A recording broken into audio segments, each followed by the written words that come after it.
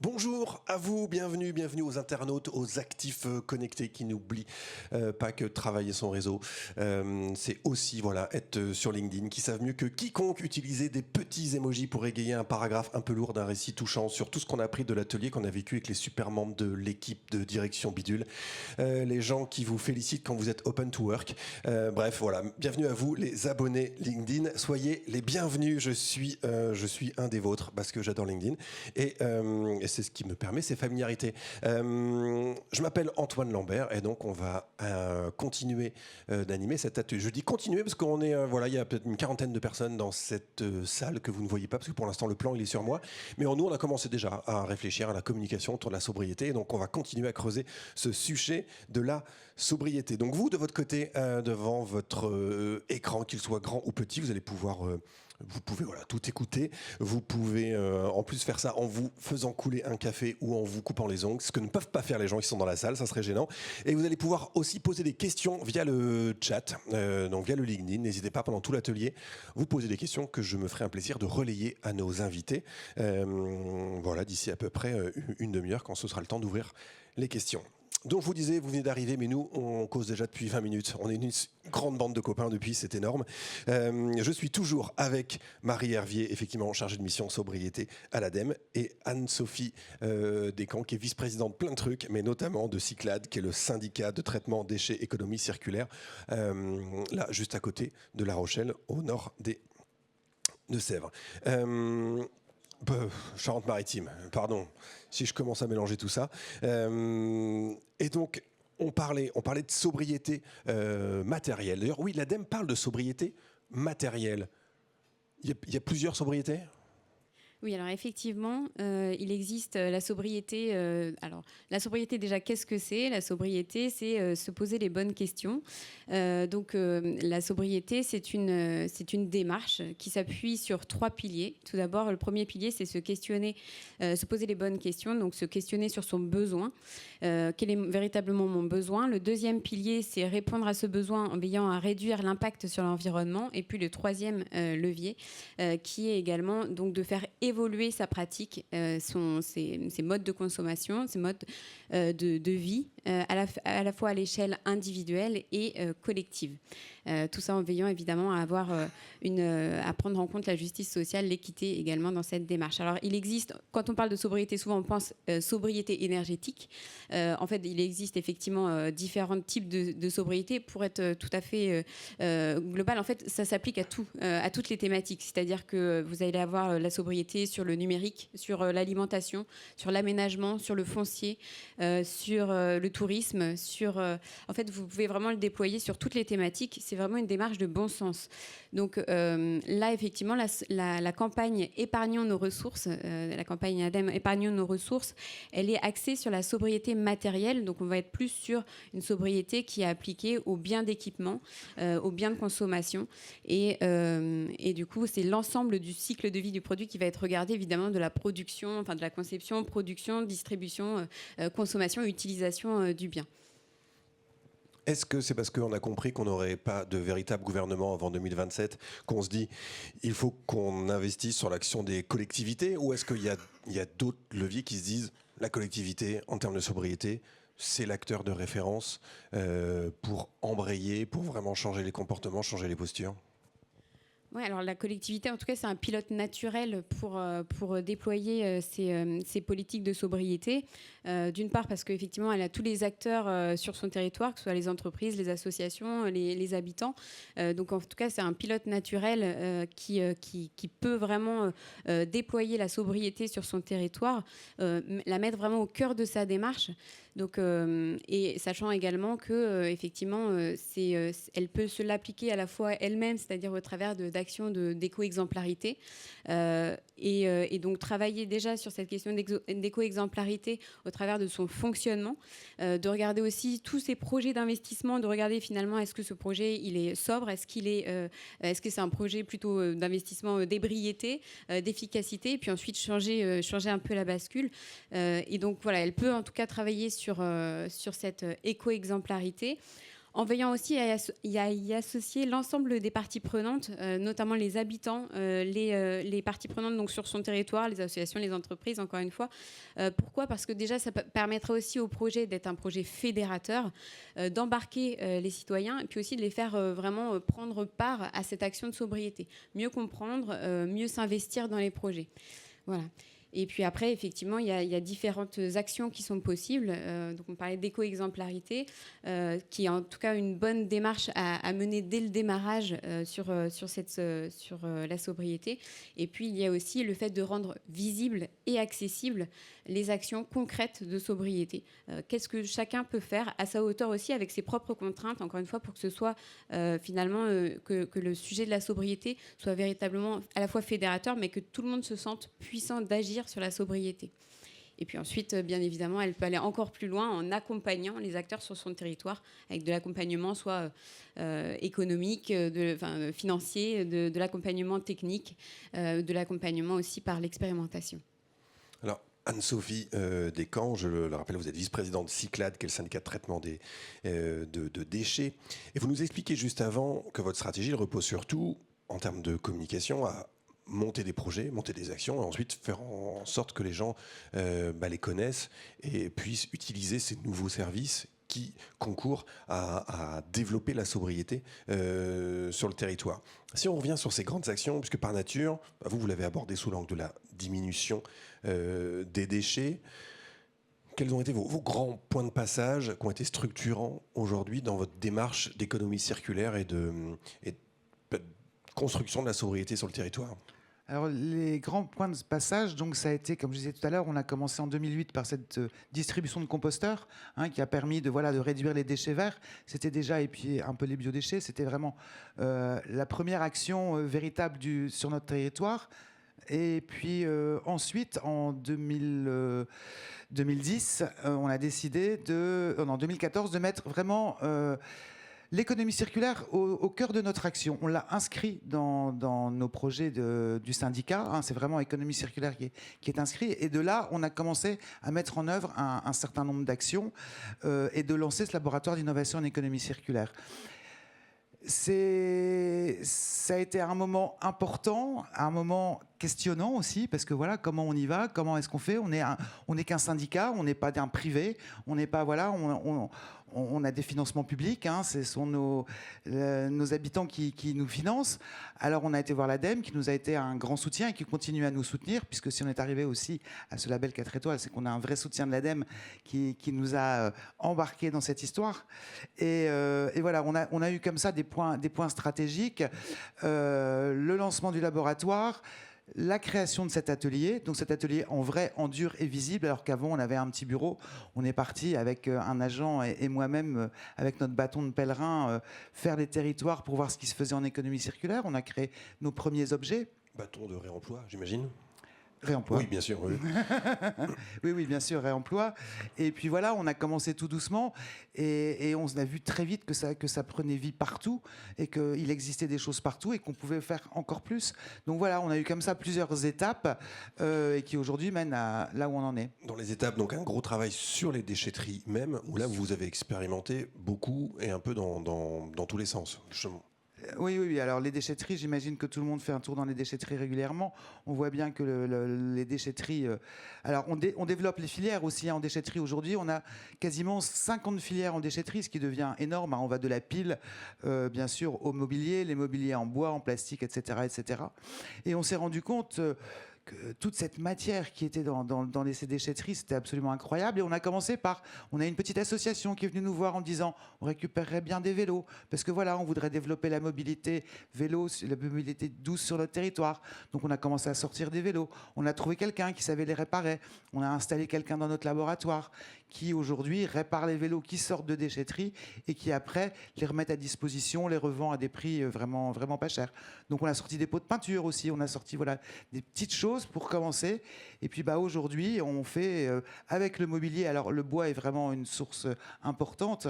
Avec tout le bois qu'on a dans les déchetteries, on a plusieurs menuisiers qui font des objets en économie circulaire. Mais alors quand je dis des objets, hein, ils font pas juste des petites boucles d'oreilles, des cendriers ou des... Voilà, aujourd'hui... Déjà parce qu'un cendrier en bois, c'est un peu con quand même. Oui, c'est un peu idiot là ce que j'ai dit. Ouais. Alors je vais parler après des coquilles d'huîtres, mais on a aujourd'hui débloqué, si je peux dire, le marché des capitaineries de Charente-Maritime en économie circulaire. C'est-à-dire qu'en Charente-Maritime, tous les ports, beaucoup de capitaineries. Et bien aujourd'hui, nous refaisons en économie circulaire le relookage complet de toutes les capitaineries. Donc on refait comptoir, banque d'accueil, décoration, mobilier, uniquement avec du bois récupéré en déchetterie et ailleurs, chez des gens qui fabriquent des choses en bois, et on récupère aussi. Marché des capitaineries pour une visibilité. Et là, en matière de communication, c'est très intéressant, puisqu'aujourd'hui, Cyclades est marqué dans les capitaineries, et on a pu vraiment communiquer, alors là, départementalement et même nationalement, sur ce projet-là. Il est plus facile aujourd'hui de trouver des débouchés en B2B ou en B2C avec de la matière recyclée?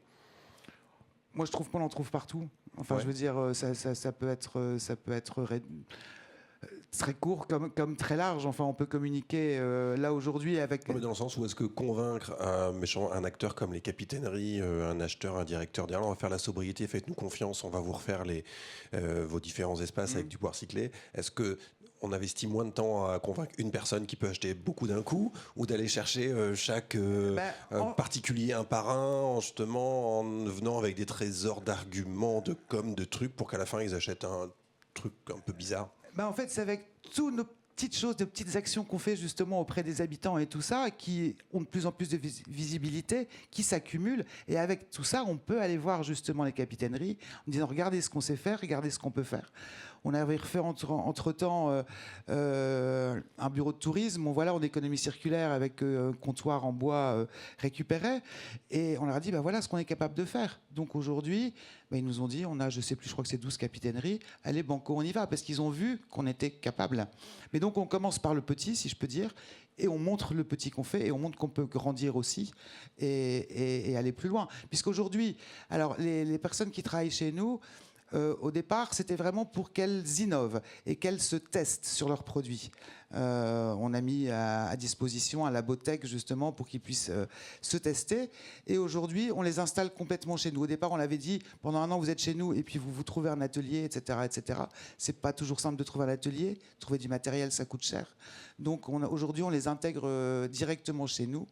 Et c'est comme ça qu'on arrive à faire des choses en plus grande quantité. Il y a une action que j'aime bien et que j'aimerais que vous parliez, c'est celle que vous avez menée auprès des commerçants et des clients des commerçants sur effectivement les commerçants... Zéro déchet. Zéro déchet. Voilà. Ça, c'est une action qu'on met en place depuis très très longtemps. On a contacté pas mal de commerçants. On arrive avec notre boîte, on peut mettre le fromage, le jambon, etc. etc. Donc beaucoup de commerçants jouent le jeu aujourd'hui. Ils ont sur leur vitrine une étiquette « Commerçant zéro déchet engagé avec Cyclades ». On arrive avec nos boîtes et ils nous mettent nos fromages et nos jambons dedans. Donc c'est un label pour être sûr de ne pas se prendre une réflexion quand on va arriver au guichet et dire « Ah non, est-ce que vous pouvez mettre ça là-dedans ?» Que des fois, quand c'est des jeunes vendeurs, on a effectivement des drôles de tête quand même. Oui, ça arrive, mais alors j'avoue que chez nous, c'est passé dans les mœurs. C'est vraiment une action qui fonctionne bien. On le fait aussi sur les marchés. On a plusieurs marchés dans nos petites communes, donc on a été voir les vendeurs dans les marchés et ils sont tout à fait d'accord pour jouer le jeu.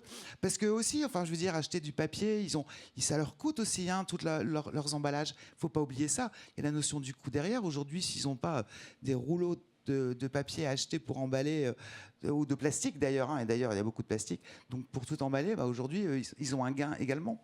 Dans votre parcours, il y a des échecs et ils m'intéressent tout autant que les succès. Parlez-moi des zones de gratuité que vous avez mis en place. C'était quoi le projet au départ? La bonne idée ressemblait à quoi? Alors la bonne idée de la zone de gratuité, c'était donner, prenez, c'est-à-dire que on investissait une salle des fêtes ou un gymnase dans une commune. Et puis, alors ce sont tous nos agents qui étaient là.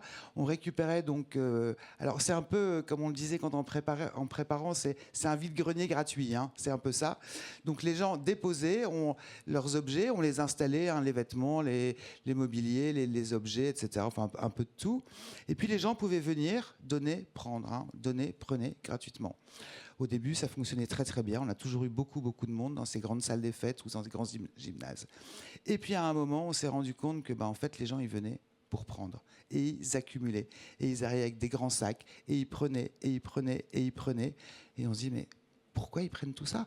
Je veux dire, et donc on était passé du mauvais côté où des gens, ils prenaient. Alors, de temps en temps, on posait des questions. Vous prenez? Oui, j'en ai besoin. Ou oui, c'est pour un cadeau. Enfin, voilà. Mais on a vu qu'à un moment, on n'était plus du tout dans la sobriété, justement. On était vraiment dans le trop, quoi. On était passé à l'inverse de ce qu'on avait mis en place au départ. C'est intéressant parce que du coup, par rapport à vous, votre métier initial qui est celui et votre ambition qui était de réduire les déchets à traiter, on respectait le cahier des charges. Il y avait moins de trucs qui arrivaient dans les poubelles ou dans les bennes. Tout à fait. Par contre, en termes de sobriété, sur ce dont vous nous parliez, Marie, se poser la question au départ, est-ce que ça répond à un besoin? Là, on n'y était plus du tout. On n'y était plus à la fin. C'était vraiment. Au début, ça se passait très bien. Puis à un moment, les gens, ils ont compris le filon. Donc on était un peu sur cette problématique-là. Et donc on s'est recentré. Et ce qu'on a fait, c'est qu'on a mis en place des cyclabox. Les cyclabox, ce sont des containers qu'on a ouverts et qu'on a mis dans nos déchetteries, dans lesquels on peut trouver des objets qui peuvent être pris par tous les habitants. Alors, il faut savoir que ces cyclabox, donc grands containers qu'on a mis vert fluo, violet fluo, à nos couleurs pour que ce soit bien vu, bien visible et qu'on ait envie d'aller voir. Et ce sont nos gardiens de déchetterie, ce qu'on appelle nos valoristes aujourd'hui, qui d'eux-mêmes vont chercher, alors quand les gens sortent des voitures, des objets intéressants, demandent de les laisser sur le côté et vont les mettre dans cette cyclabox. Ce ne sont pas les gens qui vont directement mettre tout ce qu'ils ont parce qu'à ce moment-là, je pense que les voitures complètes partiraient dans la cyclabox, ça leur éviterait de trier dans les bennes. Et donc ces cyclabox, on en a pas dans toutes les déchetteries, mais dans une bonne partie. Et ça fonctionne bien, mais avec vraiment le système, il faut que ce soit quelqu'un qui s'en occupe, parce que sinon on retrouve n'importe quoi dedans. On en a dans quelques déchetteries et on a aussi mis maintenant des espaces plus de type recyclerie, un peu plus grands, sur 2 déchetteries, où là, c'est toujours les gardiens de déchetterie, les valoristes qui s'occupent de ça. Et d'ailleurs, si vous passez sur nos déchetteries actuellement et dans ces endroits-là, c'est un peu la fête de Noël. Alors, comme on récupère beaucoup de guirlandes que les gens jettent et tout, et bien, on a décidé de décorer aussi nos cyclabox. Parce qu'on profite en fait aussi des époques. À la rentrée des classes, on met du mobilier pour les écoles, etc., etc. Et là, on a vraiment recentré le sujet et on n'a plus cet effet grosse masse de gens qui viennent en prenant.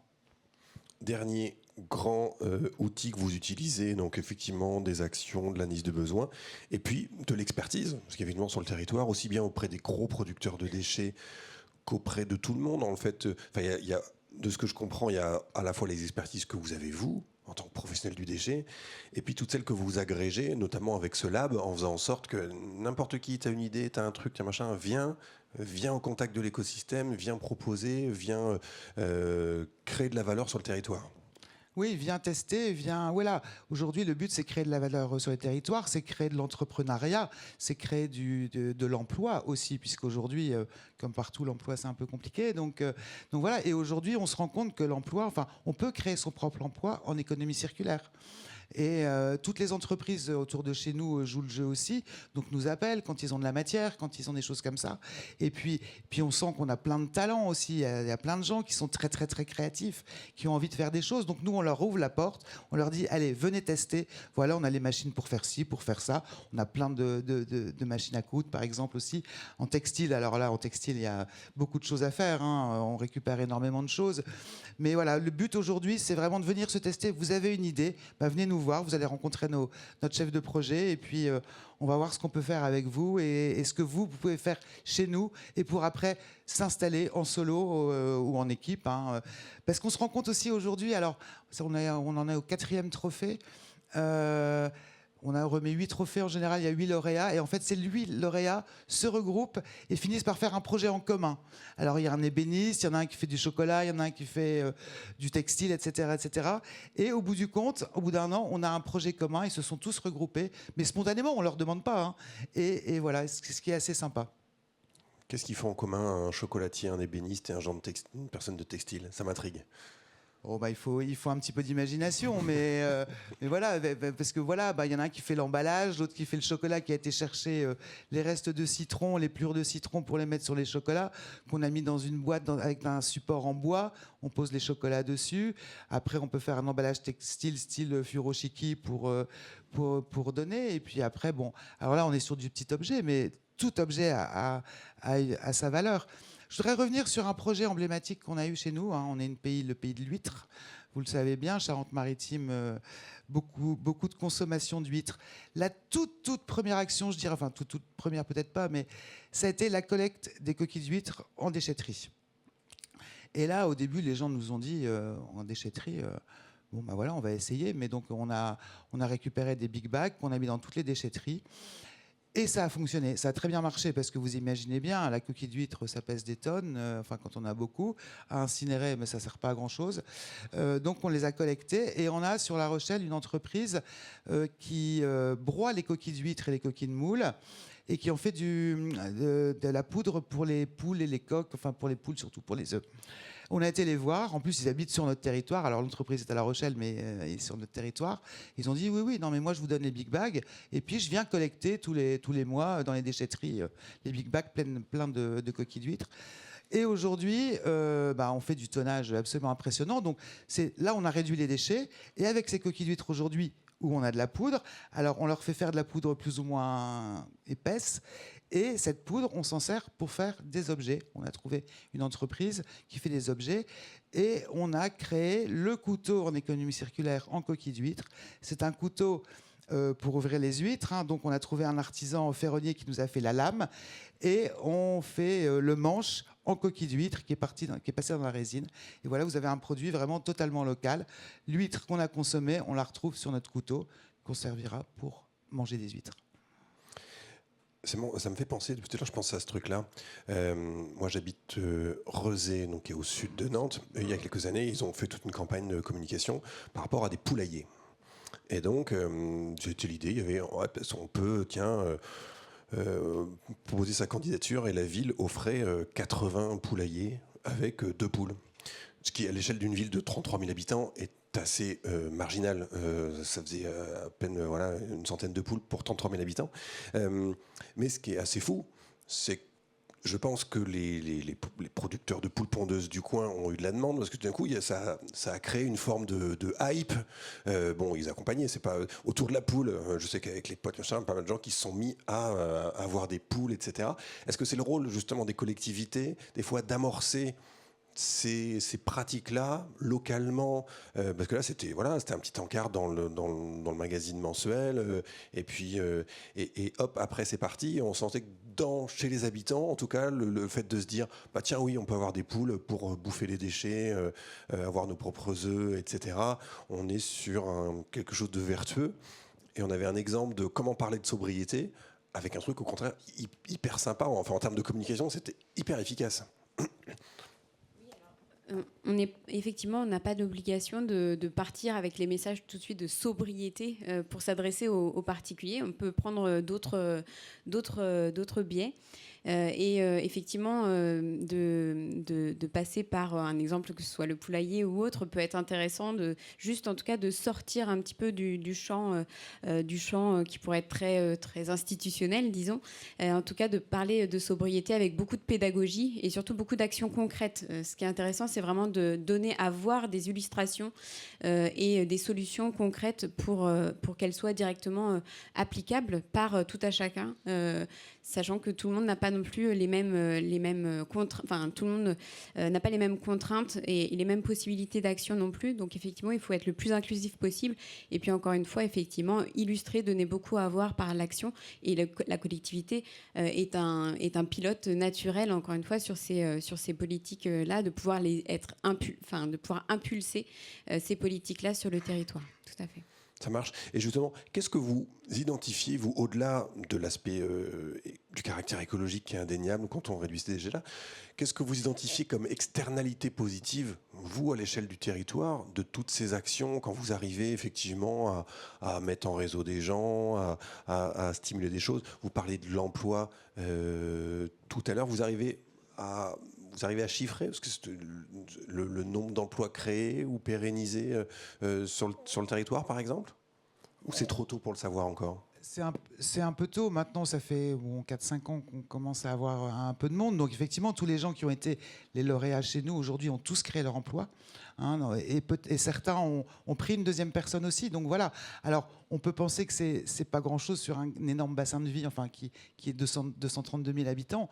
Mais chaque petit pas qui est fait aujourd'hui est important. Et on voit quand même... que ça grandit au fur et à mesure. Voilà, il y a un vrai bénéfice à tout ça.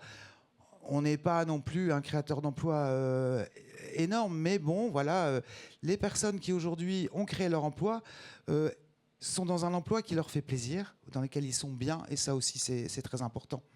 Quand vous communiquez sur vos actions, vous le faites pour les développer localement, mais est-ce que vous avez aussi en tête le fait de communiquer pour disséminer ces pratiques-là de façon un peu plus large, notamment aux autres territoires, nationalement, auprès des autres collectivités?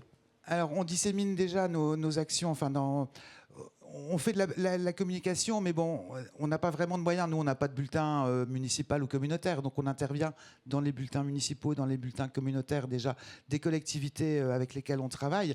C'est une première chose. Et après, au-delà, quand on a une action qui est vraiment un peu emblématique, et je reviens sur les couteaux à huîtres, où là, effectivement, on a eu une communication nationale, voire même internationale, qui est arrivée, puisqu'il a suffi que ça passe dans le Parisien pour qu'après, voilà, ça aille très, très vite. Il faut vraiment que le produit ça soit très emblématique.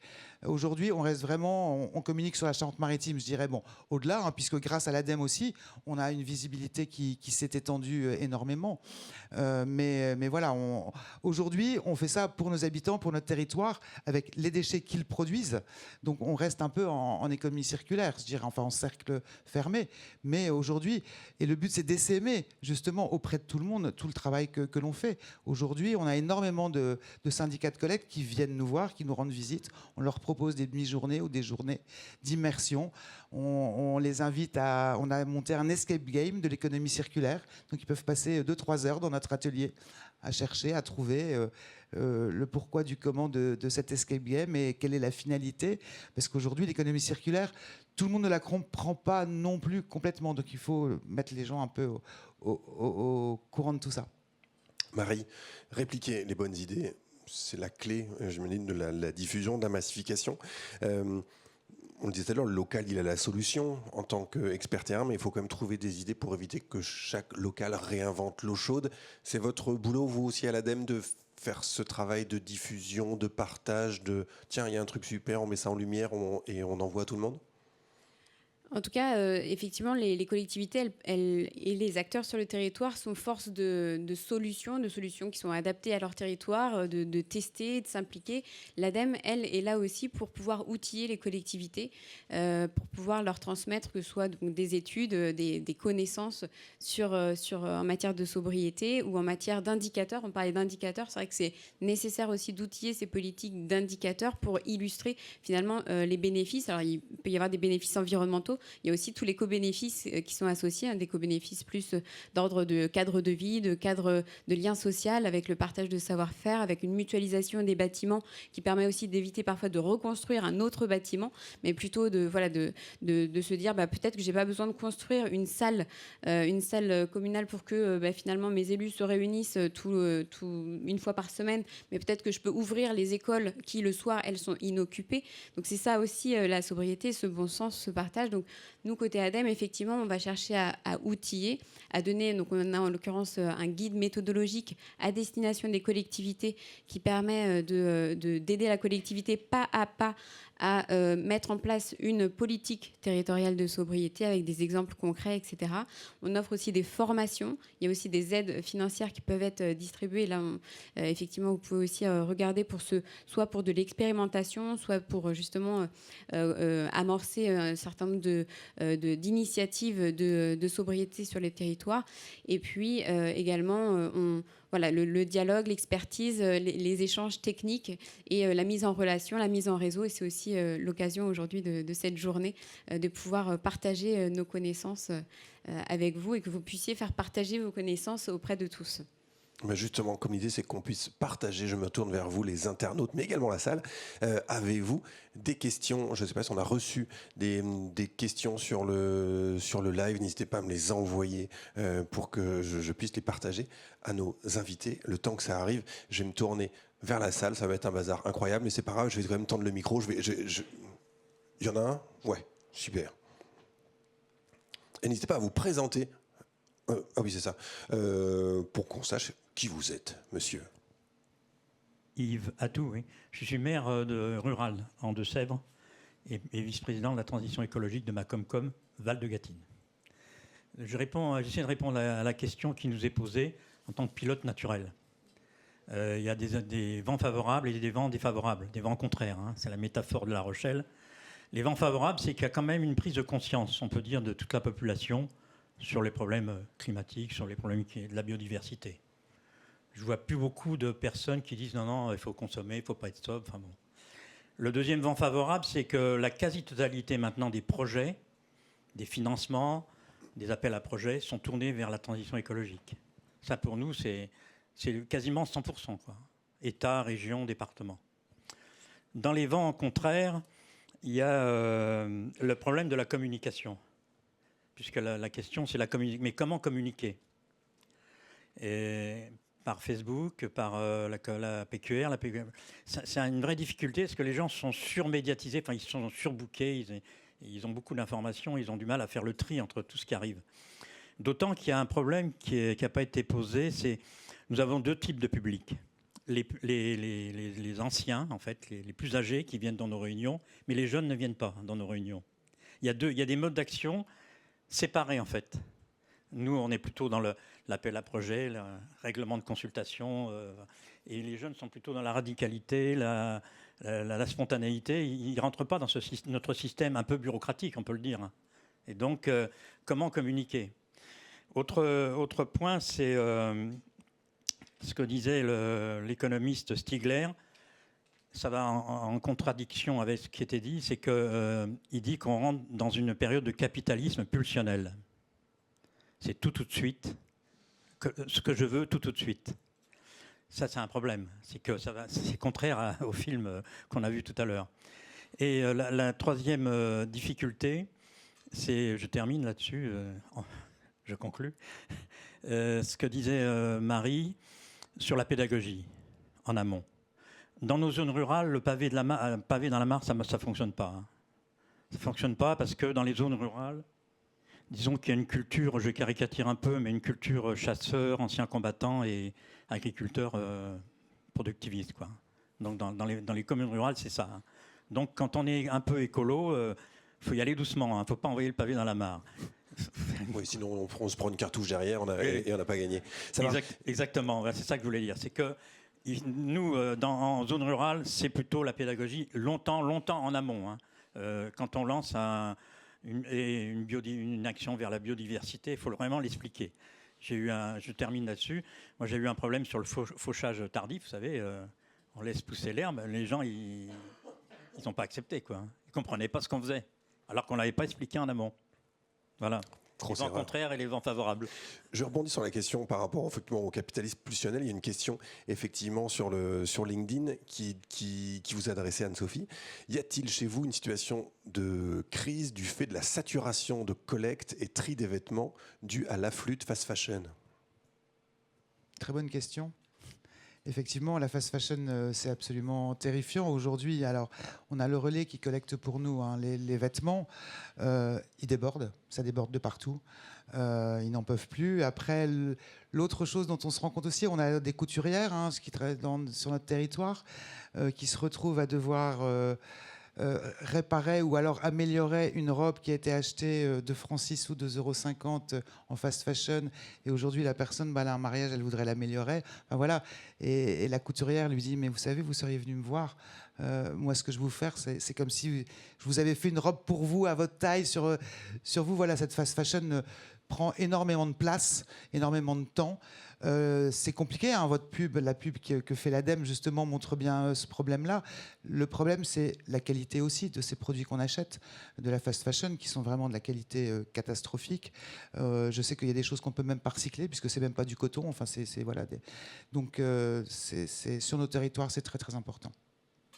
Et comment la sobriété, elle peut concurrencer cette facilité de pouvoir acheter une fringue n'importe quand? On est à 23 heures dans son canapé, on achète un truc, moins de 48 heures après, on l'a dans la boîte aux lettres. On se bat avec les mêmes armes que ces gens-là, les Temu, les Chines, qui peuvent nous bombarder sur nos téléphones toute la journée? Oui, c'est ça. C'est surtout ça aussi. Enfin, la problématique, c'est cette répétition de communication qu'on a sur les téléphones. Il suffit de cliquer une fois sur Temu ou Shine et c'est foutu. Enfin, je veux dire, on a la pub toutes les 3 secondes. Hein, donc voilà. Et je comprends les gens qui sont un peu fascinés aussi par ça. Et puis bon, on est sur du pas cher, donc c'est intéressant aussi. C'est effectivement 3 jours dans notre boîte aux lettres. On peut le comprendre, mais aujourd'hui, il va falloir malheureusement résister. Si on veut un produit intéressant, de bonne qualité, je reviens sur la qualité, tous ces produits, enfin je pense qu'ici on est tous au courant que ce n'est pas de la bonne qualité, ça va partir à la poubelle en 3 minutes. Je voudrais revenir un petit peu justement sur les déchets. Ouais. Est-ce qu'on peut imaginer demain que justement sur ces bacs le relais, il y a aussi une interpellation sur, si je repense au type de communication de l'ADEME un peu provocante sur d'où ça vient, ce que tu jettes, parce qu'effectivement, en fait, sur les moments où on capte les gens, ce qui est intéressant vous en déchetterie, c'est que vous captez à peu près tout le monde va en déchetterie. Oui. Et c'est donc c'est un des rares moments où effectivement on est confronté à ces déchets, j'ai envie de dire. Et donc ce moment-là, ça peut être un moment de responsabilisation. Oui, tout à fait, c'est le moment de responsabilisation. De toute façon, déjà en déchetterie, on a des gens qui arrivent en déchetterie, quand ils voient les bennes qui débordent, ils se disent « Ah oui, c'est vrai, dans le fond, il faudrait peut-être que je réfléchisse aussi un peu ». La déchetterie, c'est déjà... Alors, c'est un endroit où on va jeter, mais c'est aussi un endroit de sensibilisation. Et effectivement, sur les bornes du relais, alors on n'est pas nous directement le relais, mais bon, voilà, il pourrait y avoir une communication de la part du relais. Chaque petit exemple comme ça peut faire une grande rivière. Et si tous on mettait un sticker en disant attention, enfin voilà, mauvaise qualité, etc., on pourrait peut-être avancer sur le... Est-ce qu'il n'y a pas un effet un peu délétère, je me dis, aussi dans le réemploi, qui, paradoxalement... Tiens, remets-toi, mais si, c'est pas grave, ils réutilisent, ça fait de l'isolant maintenant, c'est super, il y a des filiales trop cool sur... donc limite, puisque je l'ai mis au relais, limite je suis écolo, quoi. Parce que de toute façon, j'alimente une filière de réemploi, t'inquiète, t'as vu, j'ai fait un effort, je suis venu le déposer là spécifiquement, plutôt que de le mettre dans la benne du tout venant. Offrir des solutions de réemploi pour tout, est-ce que c'est un peu comme les zones de gratuité? Est-ce qu'à un moment, c'est pas aussi déresponsabiliser la personne qui achète et qui jette? C'est déresponsabiliser. En même temps, la problématique qu'on a, c'est la problématique du prix. Aujourd'hui, les gens peuvent acheter des t-shirts pour 5 € à l'autre bout du monde, etc. etc. Donc il y a une envie d'y aller et que j'aurais pu comprendre à un moment, mais voilà, aujourd'hui, c'est plus ça. Mais... responsabilité. Aujourd'hui, c'est la publicité. Je veux dire, on a vu M. Wasserman travailler avec Amazon pour essayer justement de mettre quelque chose en place à ce niveau-là. Aujourd'hui, il faudra arrêter d'acheter tous ces produits-là. Mais nous, syndicat de collecte et traitement des déchets ménagers, je peux inciter. Mais voilà, aujourd'hui, effectivement, on retrouve d'ailleurs beaucoup de vêtements encore dans nos sacs noirs. 30% en fait du sac noir aujourd'hui est encore composé de textiles et de vêtements. Donc les gens ne mettent même pas tout au relais. Donc voilà aussi, là si on veut vider 30% du 28%, sac noir, je crois, 28%. est composé de vêtements et de textiles. Voilà, quand on fait les caractérisations, c'est ça. Oui. Alors nos sacs noirs sont encore plein de choses qu'on pourrait réduire, hein, dont le textile. Oui, les gens ils se disent bon allez, c'est un peu abîmé, je le mets dans le sac noir. Ils vont pas le prendre au relais. En fait, le relais prend tout. Donc voilà, ça aussi c'est important à savoir. Donc on peut encore récupérer le relais peut encore récupérer 20% de plus de matière. Et ça c'est assez terrible.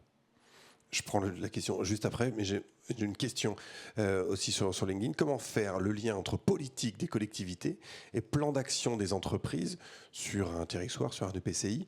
Qu'est-ce qu'on a comme bons exemples de coopération entre collectivités et entreprises à massifier demain? Marie, spontanément, ça vous fait penser à quoi? En tout cas, effectivement, il y a un enjeu aussi pour les entreprises de passer peut-être davantage vers un modèle d'économie de la fonctionnalité, c'est-à-dire de passer d'un modèle où finalement on est principalement en volume, on cherche à vendre un bien, à la propriété d'un bien, à un modèle où on va plutôt être sur justement chercher à transmettre l'utilisation du bien.